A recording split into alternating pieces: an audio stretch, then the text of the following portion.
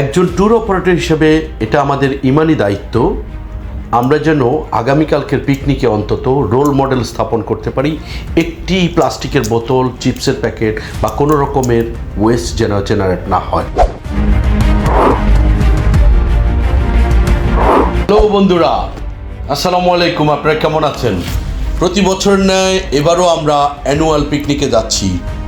আমরা tour operator association of Bangladesh টোয়াবের ব্যানারে টোয়াবের পরিবারের সদস্যরা এবং তাদের পরিবারের সদস্যরা মিলে আমরা আবারও এই উৎসবে সামিল হচ্ছি আগামীকাল 23 জানুয়ারি। সবাই জেনে গেছেন আমাদের এইবারের পিকনিক হচ্ছে নদীপথে, অর্থাৎ রিভার ক্রুজে। আমরা লাক্সারি লঞ্চে করে এবার সারাদিন আনন্দ করব। কেন আমাদের দেশকে নদীমাতৃক দেশ বলা হয় জানেন? কারণ বাংলাদেশ হচ্ছে পৃথিবীর সর্বোচ্চ নদীর নেটওয়ার্ক। পৃথিবীর 9% সুইট ওয়াটার জেনারেট হয় বাংলাদেশ থেকে। তাই চলুন একসাথে পরিবারের সাথে, টোয়াব পরিবারের সাথে, নিজের পরিবারের সাথে এবারের পিকনিক আমরা সারাদিন এনজয় করি। আপনি জানেন কি, এই বাংলাদেশে অভ্যন্তরীণ নৌ পরিবহন মন্ত্রণালয়ের হিসেব মোতাবেক 2025 সালে প্রায় 1300 নদীর অস্তিত্ব পাওয়া গিয়েছে। এইবারের এই পিকনিকে আমরা কেবল একদিনেই অনেকগুলো মেজর রিভার ক্রস করব। এর মধ্যে পদ্মা, মেঘনা, বুড়িগঙ্গা, ধলেশ্বরী, শীতলক্ষ্যা উল্লেখযোগ্য। শুনে অবাক হবেন, কেবল বুড়িগঙ্গায় প্রতিদিন 3,50,000 কেজি কেমিক্যাল, মেটাল, প্লাস্টিক এবং অন্যান্য আবর্জনা তৈরি হয়। কি হকচকিয়ে গেলেন?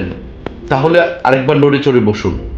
আমাদের মেজর রিভারগুলো থেকে আমাদের বে অফ বেঙ্গলের মেরিন বেসিনে প্রতি বছর 4.8 মিলিয়ন টন এই ধরনের ওয়েস্ট জেনারেট হয়, যেটি প্রতিদিন 73,000 টন।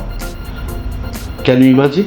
এত স্ট্যাটিস্টিক্সের মাঝে এখন খুব স্বাভাবিকভাবেই মনে আসতে পারে ঢাকা থেকে আমাদের নৌপথগুলো, বিশেষত ঢাকা থেকে বরিশাল, ঢাকা থেকে চাঁদপুর, এইসব রাস্তায় লঞ্চ চলাকালে আমরা কত পরিমাণ ওয়েস্ট বা আবর্জনা জেনারেট করি, যেটি নন বায়োডিগ্রেডেবল, অর্থাৎ প্লাস্টিক ওয়েস্ট।